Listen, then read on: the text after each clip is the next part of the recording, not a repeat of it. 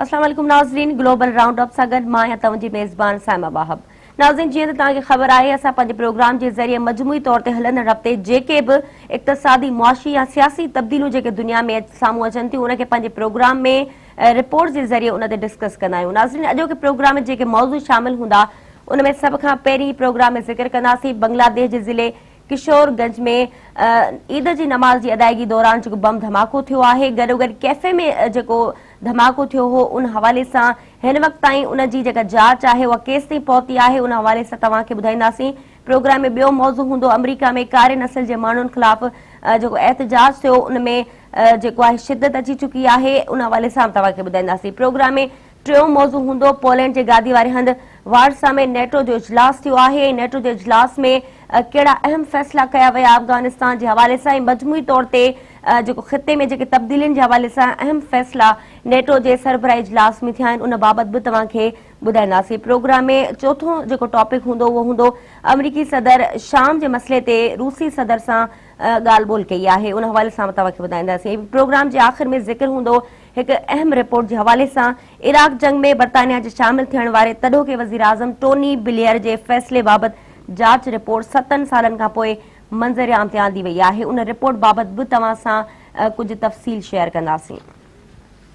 ऐं नाज़रीन, हाणे सभ खां पहिरीं प्रोग्राम में शुरूआत कंदासीं बांग्लादेश जे ज़िले किशोरगंज में ईद जे इज्तिमा में ज़ोरदार बम धमाका थिया आहिनि। उन बम धमाकनि जे नतीजे में केतिरा ई जेके माण्हू ज़ख़्मी बि थिया आहिनि।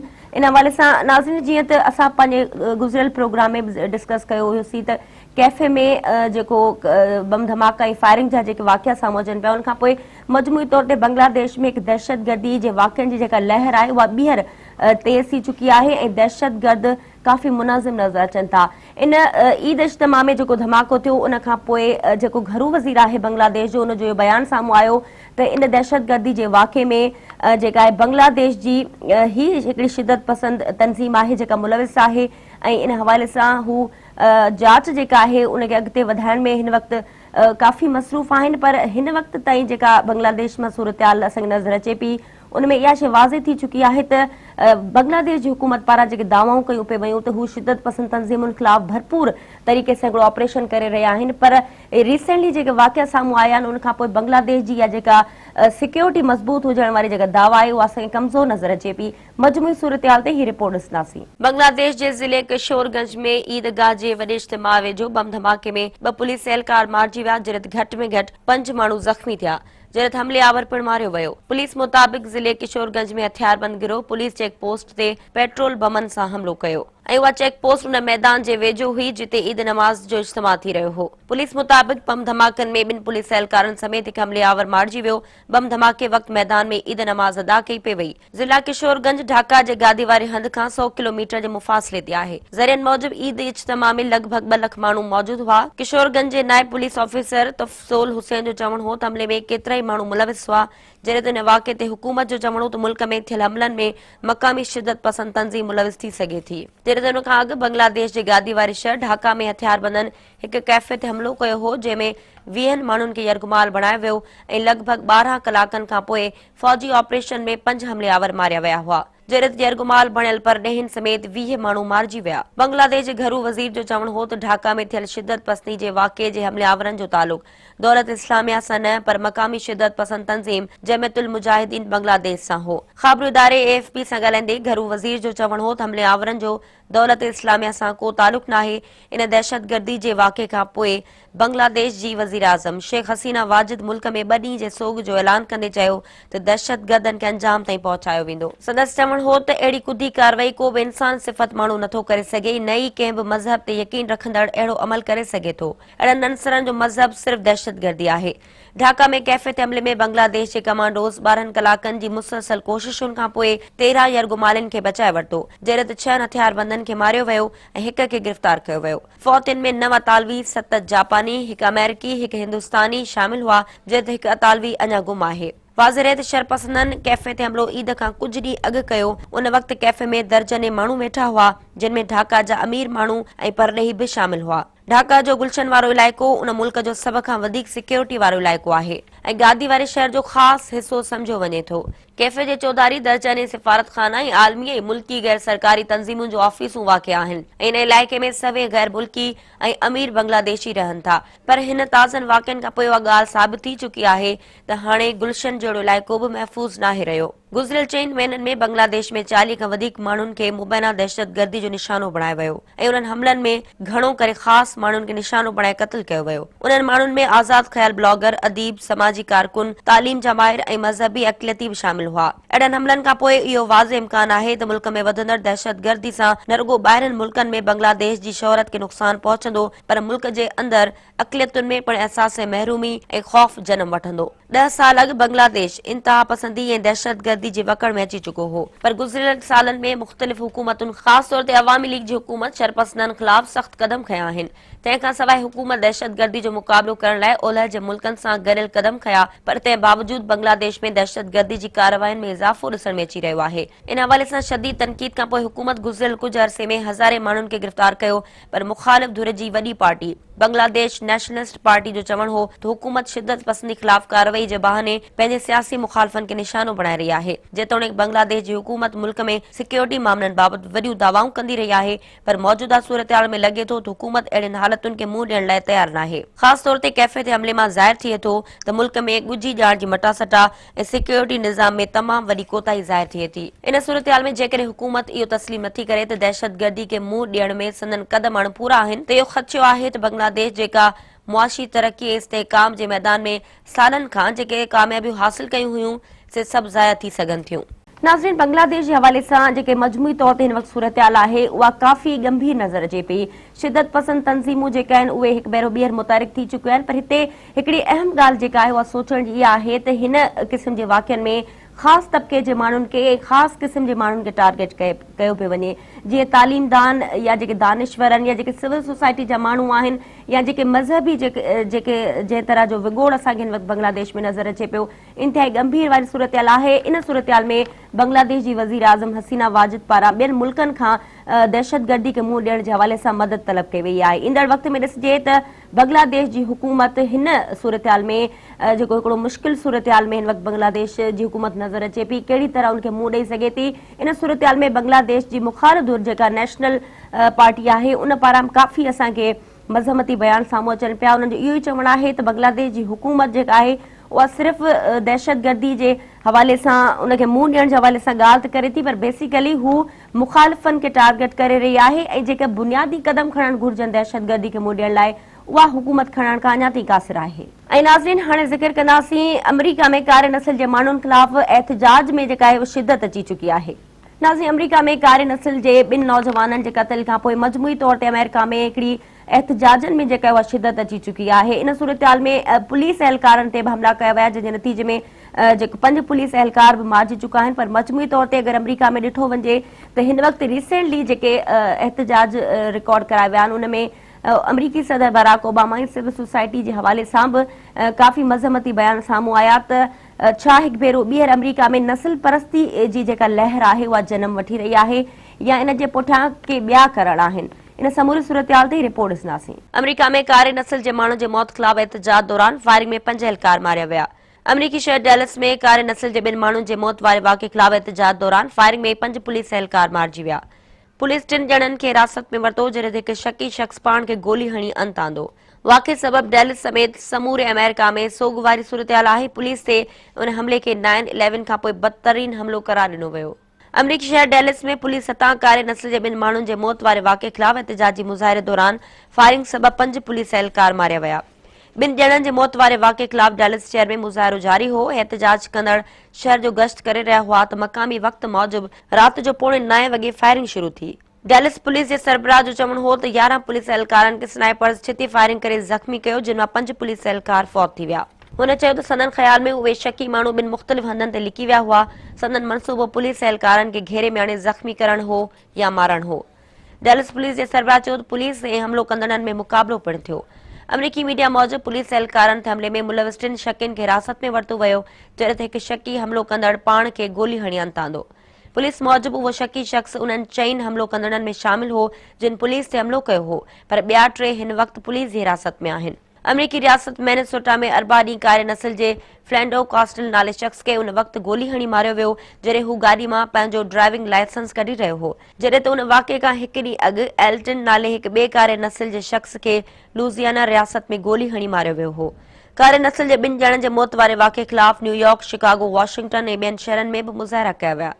अमरीका में पुलिस हथां कारे नस्ल जे माण्हुनि जे मारिजण तोड़े पुलिस ते हमलनि वारा वाक़िया नवां न आहिनि।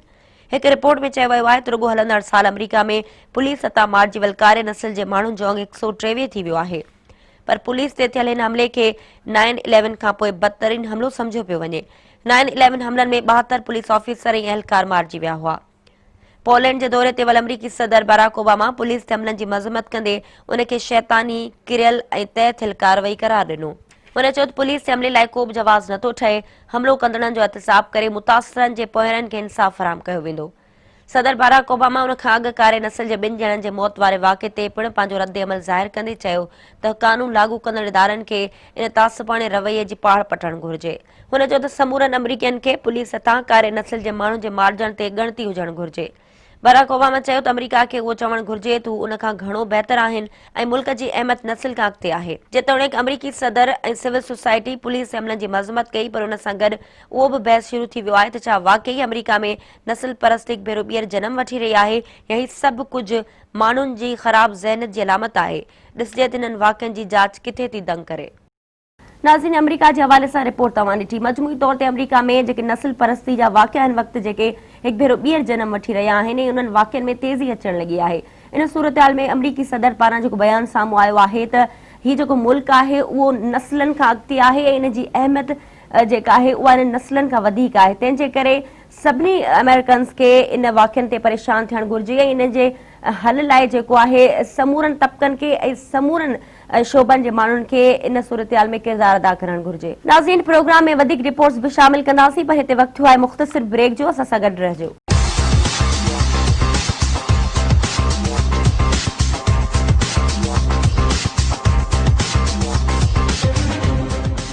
ऐं नाज़रीन, हाणे प्रोग्राम में ज़िक्र कंदासीं अमरीकी सदर बराक ओबामा रूसी सदर सां शाम जी सूरतहाल ते ॻाल्हि ॿोल कई आहे। नाज़रीन, अमरीकी सदर बराक ओबामा रूसी हमनसब सां फोन ते राब्तो करे शाम जी सूरतहाल ते ॻाल्हि ॿोल कई आहे ऐं शाम में जेके इमदादी कार्रवाइनि जो जेको मरहलो आहे उहो रुकिजी वियो आहे। उन हवाले सां बि रूसी हमनसब सां ॻाल्हि ॿोल करे मजमूई तौर ते मामले खे हल करण लाइ हिकमत अमली जोड़ण ते बि इतफ़ाक़ कयो वियो आहे। नाज़रीन, शाम में घरू वेहण सबबि शामी जेको अवाम आहे उहो गुज़िरियल केतिरी वक़्त खां लॾपलाण करण ते मजबूर आहे ऐं पनाह हासिल करण लाइ ऐं ज़िंदगी बचाइण लाइ पंहिंजे पाण खे ॿियनि मुल्कनि ॾांहुं इन करे शिफ्ट करे पियो त जीअं हू पंहिंजी ज़िंदगी बचाए सघनि। शाम में घरू वेहण सबबि अमुन अञा ताईं बहाल न थी सघियो आहे।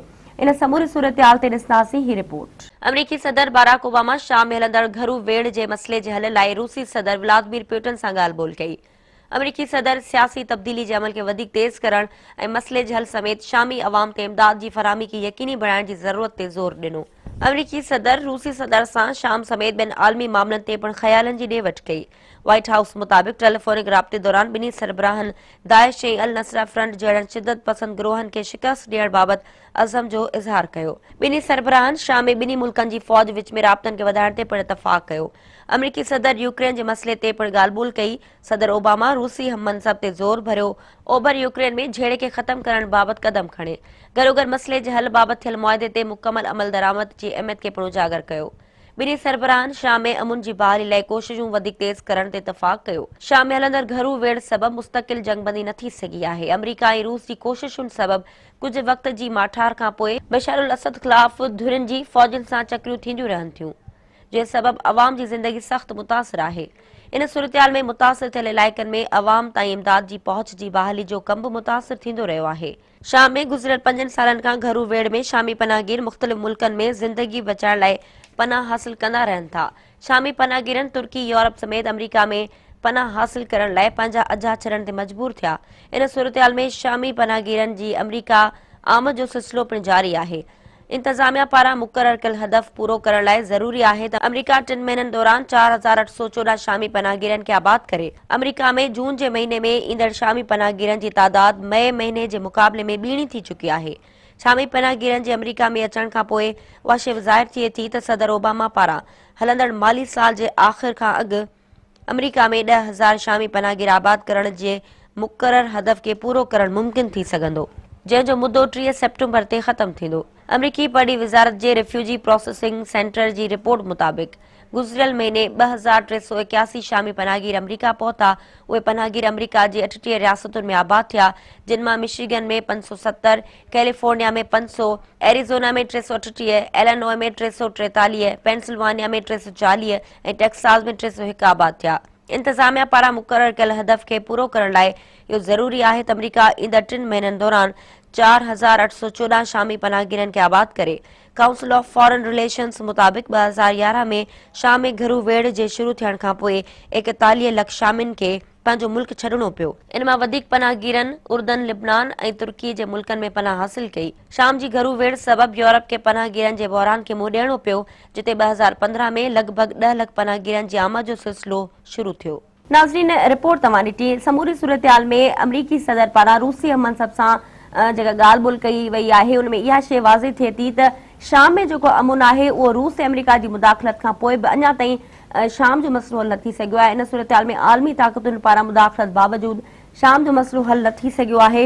ऐं हिन वक़्तु जेका सूरतहाल असां ॾिसूं पिया त अमरीका रूस ते ज़ोर भरियो आहे त हू शाम में अमुन क़ाइमु करण लाइ मुस्बत तरीक़े सां पंहिंजो किरदारु अदा करे। ऐं नाज़रीन, हाणे ज़िक्र कंदासीं इराक जंग में बर्तानिया जे शामिल थियण वारे तॾोके वज़ीर आज़म टोनी ब्लेयर जे फ़ैसिले बाबति जांच रिपोर्ट 7 सालनि खां पोइ मंज़र आम ते अची वई आहे। नाज़रीन, तव्हांखे ॿुधायूं पिया इराक जी जंग जे हवाले सां बर्तानिया जी जेका मुदाख़लत हुई उन वक़्तु इन हवाले सां 7 सालनि खां पोइ रिपोर्ट जेका आहे उहा मंज़र आम ते अची वई आहे, जंहिंमें इहा शइ वाज़े तौर ते ॾिनी वई आहे त इराक जी जंग बाबति सरकारी इंक्वायरी जे चेयरमैन जो इहो जेको बयानु साम्हूं आयो आहे, हुन जो चवणु आहे त उन वक़्तु बर्तानवी वज़ीर आज़म टोनी ब्लेयर सद्दाम हुसैन जे ख़तरे खे वधाए पेश कयो ऐं हमले में शामिल थियण खां अॻु समूरा पुरअमुन तरीक़ा इस्तेमालु आहिनि कया विया।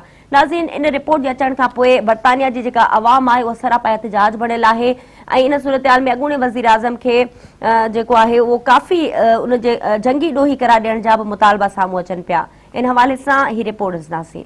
बर्तानिया में यूरोपीय यूनियन खां धार थियण वारे फ़ैसिले सां मतलबु बर्दक अञा ख़त्म ई न थियो आहे त इराक जंग में अमरीका जो साथारी थियण वारे तॾोके वज़ीर आज़म टोनी ब्लेयर जे फ़ैसिले बाबति जांच जी जारी थियल रिपोर्ट जिते नओं ममण ॿारे छॾियो आहे, उते लेबर पार्टी जो मुस्तक़बिल बि दाव ते लॻल आहे, जॾहिं त मुल्क में टोनी ब्लेयर खे जंगी ॾोही करार ॾियण जा मुतालबा थी रहिया आहिनि। रिपोर्ट में ॼाणियो वियो आहे त टोनी ब्लेयर सद्दाम हुसैन जे ख़तरे खे वधाए पेश कयो ऐं हमले में हिसो वठण खां अॻु समूरा पुरअमुन तरीक़ा इस्तेमालु न कया विया।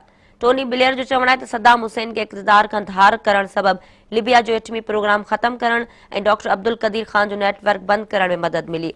इराक जंग में बर्तानिया जे शामिल थियण वारे तॾोके वज़ीर आज़म टोनी ब्लेयर जे फ़ैसिले बाबति जांच जी रिपोर्ट 7 सालनि खां पोइ मंज़र आम ते आई आहे। जांच रिपोर्ट जारी थियण ते बर्तानिया में नओं ममण मची वियो आहे। यूरोपीय यूनियन खां धार थियण वारे फ़ैसिले खां पोइ आयल रिपोर्ट जिते नवां बहस छेड़े छॾिया आहिनि, उते हुकुमरान लेबर पार्टी जो मुस्तक़बिल बि दाव ते लॻी वियो आहे ऐं अॻूणे वज़ीर आज़म टोनी ब्लेयर खे जंगी ॾोही करार ॾियण जा मुतालबा कया पिया वञनि।